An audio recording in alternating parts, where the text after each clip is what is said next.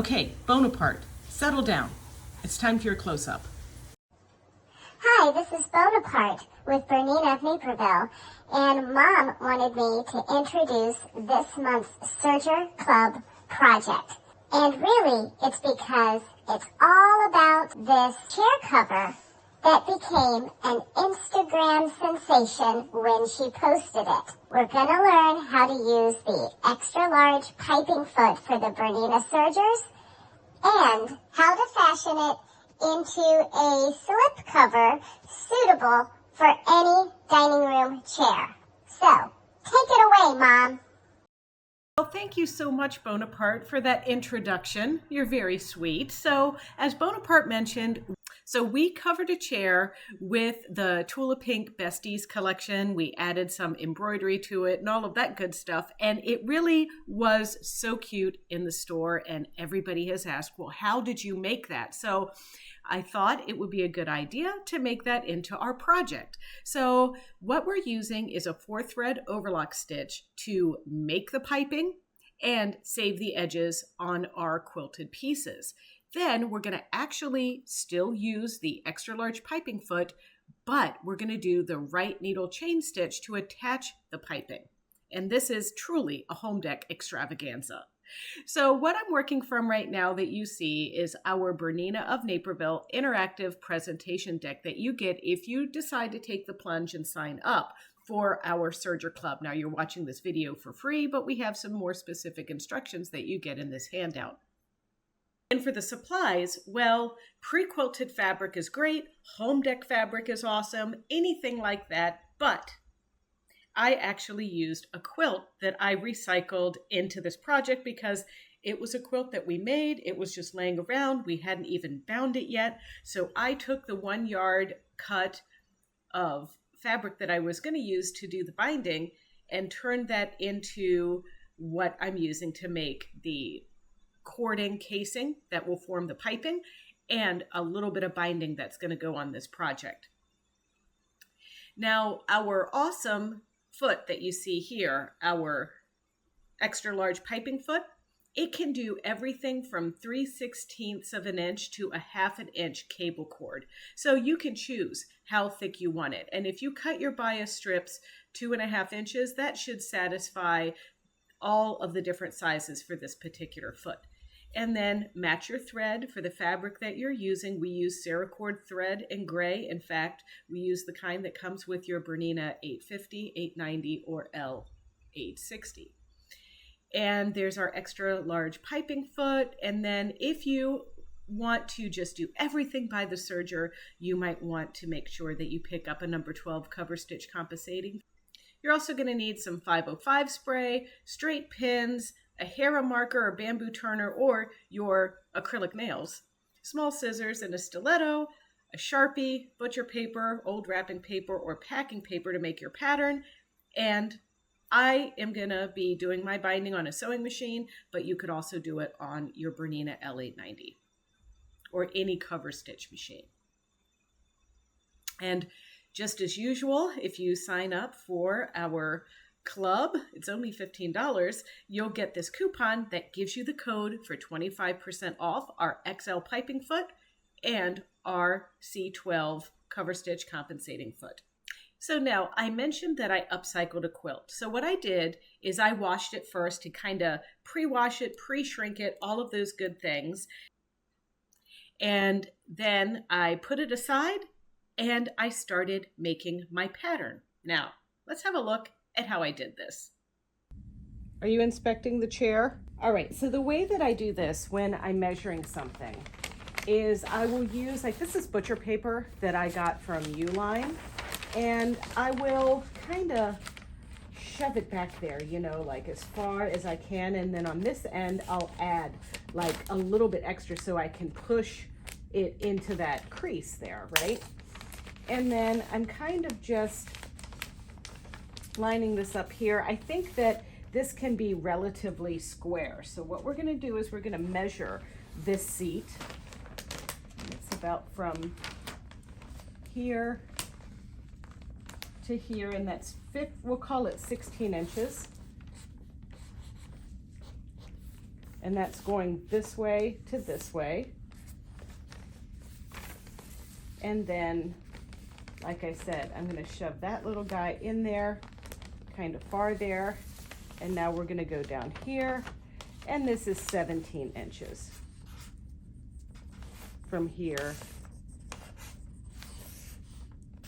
to there. And then name it something. So like we'll call this the top seat. And then I will go ahead and cut this. And this is the exact size of the measurements that it needs to end up being, maybe even a little bigger. So what I'm gonna add when I cut this out is I'm gonna add 3/4 and 3/4, which is 1.5 inches seam allowance. Now you could add more than that if you wanted. You could add less. Some people will do 5/8 of an inch, some people do 1/2 inch, whatever the case is. But I find that I add 3/4 because after the quilting batting and the piping and things like that, you tend to need to have it be a little bit bigger than the exact measurement of the chair. Okay, so for the back, we're gonna measure kind of the same way down into that crease. And now I'm measuring to the seam of my chair. And this is 25.5, just like that. So I'm gonna write that number down. And then, of course, I'm gonna get the width, which is 16 inches, which is no shock because that's how wide our seat was. If we take our ruler and line this up, we can see that this is curved, but this is not something that I'm gonna worry about until I put both pieces on here. I'm not gonna worry about that curve. I'm gonna literally draw it out after I get my pattern pieces on here. Now, we're gonna turn this around and then measuring the back here from the middle to the bottom right here is 28 inches. And then we probably still have our 16 inches there. So we've got 16 by 28. And so what I'm gonna do is draft another paper just like this one, but it will be longer because we need that 28 inches plus our seam allowance here. So now I traced this out, and I'm gonna place this up here about where I want my seam allowance to be, lining this up like so.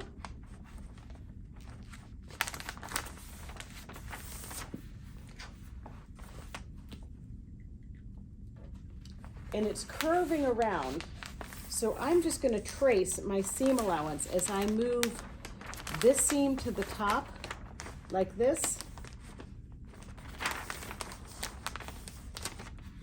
And we don't have to give it that big of a curve. It's only just a little bit of a curve here. And I'm just gonna draw it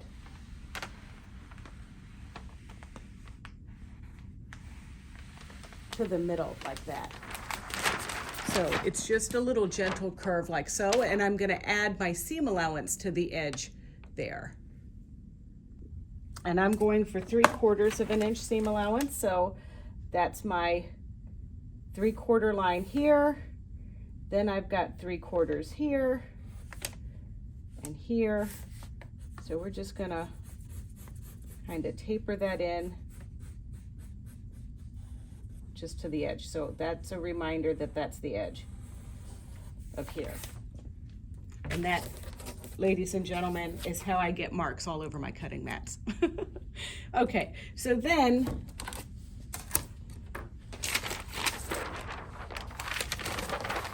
I'm gonna fold this in half like so. Find the middle. There's my curve mark.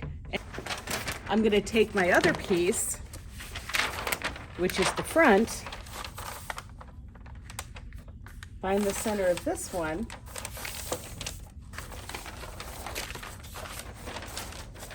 place the two on top of each other like so.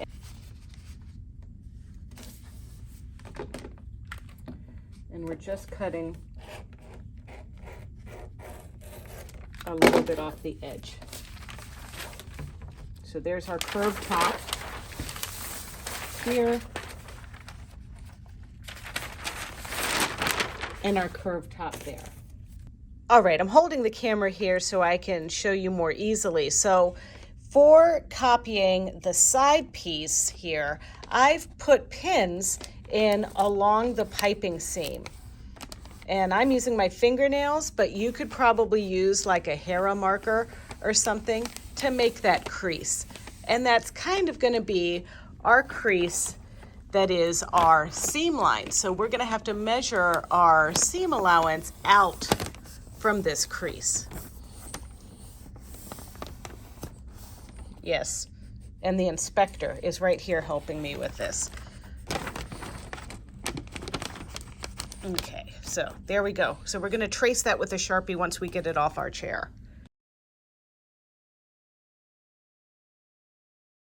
So with this piece, we're gonna measure, and the edge of this is getting bound here. It's just gonna slip on the chair like a hat. You could add a ruffle or, like a straight piece here. This chair lends itself nicely to it because the legs are so straight. I also want to cover some of my dining room chairs, and they've got like this ornate detail there, so I'm not sure what I'm going to do with those, but with this one, we're going to measure right from the inside of that piping seam like we've done all of ours, and that's about 4 inches. And so I'm going to cut this still 1.5 inches larger. So that 4 inches is going to be 5.5 inches from here to here. And then we're going to look over here and measure right in this crease, like so. And we're going to go around the chair. And you could put a little straight pin in there to hold it for you. And then we're going to measure here, hold it into place as you turn the chair around. And then here. So that is actually 50 inches. And so we're going to add 1.5 inches to that. So 50 plus 1.5 inches is 51.5. So 5.5 plus 51.5. Another way that we could have done this is we could have taken our 16 inches and then we could have done 2 times 17 because we got a 17-inch piece on this side, a 17-inch on this side, and then done the math. So if we do it that way, remember our measurement was 50 inches by 4 inches for the skirt bottom, but 17 and 17 is 34, plus 16 is 50, right? So we measured and then we also did math and they both came out the same number. I love it when that happens. So once the pattern pieces are created and you know how many pieces you're going to cut from everything, you're going to lay out your work, either your pre-quilted fabric, your upholstery fabric, whatever, You're going to lay that out on a flat surface. I used 505 spray on the back of my pattern pieces, and then I used my heavy-duty scissors to cut out the pieces. And you can see my layout there to the right. Now, the only thing is I had my long 5.5 inch by 51 inch piece that I just used rotary cutter and ruler to cut out there. And now let's set up our serger for the number 1 4-thread overlock stitch with the integrated safety seam, because we are going to just overlock the raw edges of these pieces so that they won't fray out, so I can just take these off the chair and wash them, all of those good things. And we only want to trim a whisker amount from the edges. Once you've overlocked the edges of all the pattern pieces, we're going to have to make approximately 5 yards of piping for the style chair that we're covering. So with all of that in mind, we need 2 lengths of 28 inches for both sides. Then we need to add that 50 inches to go around the seat. So that's how I came up with that amount. And I just cut my bias pieces using my Creative Grids bias ruler. And I just cut up a whole bunch of strips that I knew would be way more than I needed, right? And this is 2.5 inches. So this is going to be suitable for binding and the casing for this cording. And then I sewed them all together using my serger and that number 1 overlock stitch. Okay, so now it's time to create the piping, and that is covering our cording, and I'm using the 3/16 inch cording, and that is the narrowest that this attachment can handle. But let's first talk about what you get when you get an XL piping foot. You're going to get the foot with the shank attached. That means that it also comes with a T20 Torx wrench so that you can remove the shank on your Bernina overlocker. So once you remove the snap-on foot attached to the shank, you're going to put this piping foot on. Once you get the foot on, you're going to notice that you actually have a little clip there to the left, and if you pinch and pull it all the way up, it's going to expose a much thicker area or bigger domed area to accommodate thicker piping. Then you squeeze and push it to the middle, and you have the middle setting.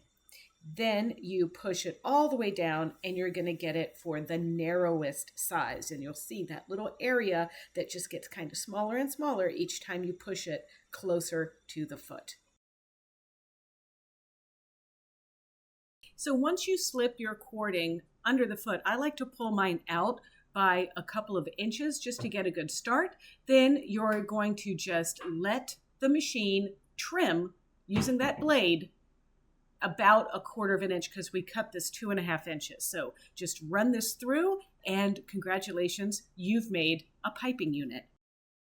All right, so once your piping is complete, well, we've got to stitch this on, and we're going to change your machine to a cover stitch, which is the right cover chain stitch. That's going to be stitch number 16. And the only changes is I want you to tighten your needle tension to about 3.8 and adjust the stitch length to 3.5 millimeters. And at this point, I would recommend inserting a denim size 90 needle. When you stitch this, you're going to adjust your piping foot if you need to the largest setting. This will get you some wiggle room for how you line up the piping in conjunction with the foot. And you may need to clip cuts in the piping to bend it around tight areas. For instance, you're going to want to make a little cut to bend it around the seat where we're going to bend at that 90-degree angle. Then as you sew a little bit further, you can look at your corner and see what a good job you did. And then you're going to repeat it on the other corner and then sew off the edge of your piece, because we only need to add our cording to 3 sides of our seat cushion or our seat cover, right? The next section that you're going to do is you're going to add the piping to the 2 side pieces. And this is going to be a little bit trickier because the side pieces have a very exaggerated curve. So you're going to clip into those to go around the curve as well, but you're going to have to go really slowly, and you're going to have to really use that stiletto to help as that extra little long skinny finger so that you can just get around there without difficulty. But take your time, and then once you have sewn all of your piping onto the 2 side pieces and the top seat piece, your piping portion is complete. Okay, so now the next step is pretty easy. You're going to take your back chair piece and your front chair piece, right sides together, and you're going to stitch along that top curve. And how we're going to do that is with the 2-thread chain stitch with the right needle, the right cover needle threaded. And we're going to switch to the number C12 foot and stitch that piece about to the side of the presser foot. No piping goes on this piece, and then you're going to press your seams open. Once you've completed that, we're going to attach this unit to the side piped pieces. So let's just have a look first at how we stitch a piped piece to another piece using our number C12 compensating cover stitch foot. So you want to make sure that you align things properly. So here I'm putting my piece right side together with my pipe piece, but I want to make sure that I stitch on a piece that already has my first run of stitching the piping down. So you can see on the underside there that that is my chain stitch. So we're going to put these pieces together and sew from this side. And now when I'm lining this up, I'm putting this under my C12 foot, and you can see just to the right side of the toe, and my little compensating piece is kind of like moving up and down just a little bit. I'm stitching that right into position.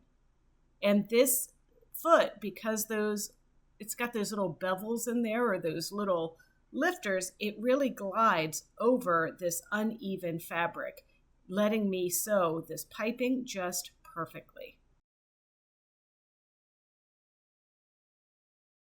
Anywhere you're sewing your piped piece to a flat piece, you're going to want to use this foot and this stitch, and it's really beautiful. So now when I pull this out, now I am using my little grabber tool for cover stitching, and this is how I'm going to lock my cover stitch so it doesn't unravel. We've done this in many of our previous videos. And now we're going to have a look at that gorgeous seam.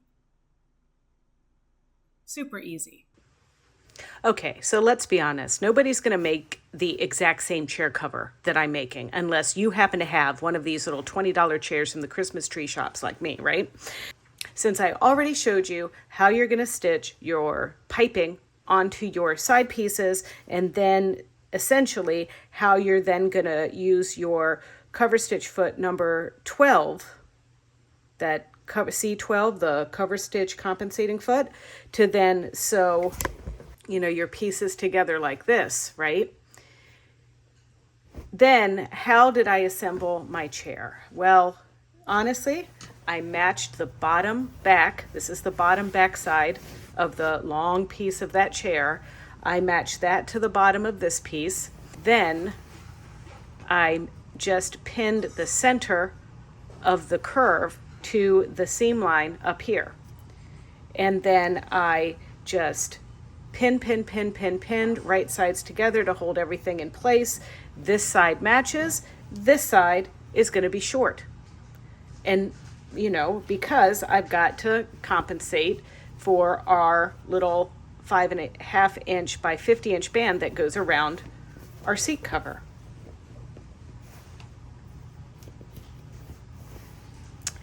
So with that in mind, I had to stop right here, and I stopped about 3/4 of an inch before the raw edge of my fabric. Then after I did that, I repeated exactly on the other side. So on the other side, I started 3/4 of an inch in, and then went around pinning just like I did, distributing my bulk, because I had to start with the center up here like this and then down like that, right? Then it was time to attach the seat. And you can see here's our seat here. So I sew the seat only from piping to piping on the back. And this is why I needed to stop at a certain point, right? Because we need to get in there to stitch this together. Now, here is where the fun starts. I just felt uncomfortable stitching this on my serger. There are some virtuosos of you out there that will be able to do this on your serger, and yes, yay you. But I went over to my Bernina, doesn't matter what model, I went over to my Bernina sewing machine and stitched this, and I actually just used a 1C foot to do this, so I just stitched, boom. Then once I stitched that, now I unstitched this so I could show you how to stitch it. I just lined this up, boom, boom, boom, and stitched the sides together. And if you were nervous, you could go to your machine, and instead of that 1C foot, you could use a 60C. Look at that. It's notched out deep, and you can go right over that piece and stitch. And usually you would do it on the side that has the piping, so that you can see exactly where you want the needle to go when you stitch those together like that. And then once this is complete, you can bind the edges here with your favorite method. I'm just gonna take my 2.5-inch bias binding that I created, which was left over from my piping casing, and then I'm gonna sew it to the front, flip it around to the back, and top stitch from the top. Easy peasy. Well, that's all for me. So thank you so much for watching. Hope you found some important information in this tutorial, and don't forget to check out our other fun videos on our Bernina of Naperville YouTube channel. It's easy. It's youtube.com/Bernina of Naperville, and there you can like, comment, and subscribe. Happy serging!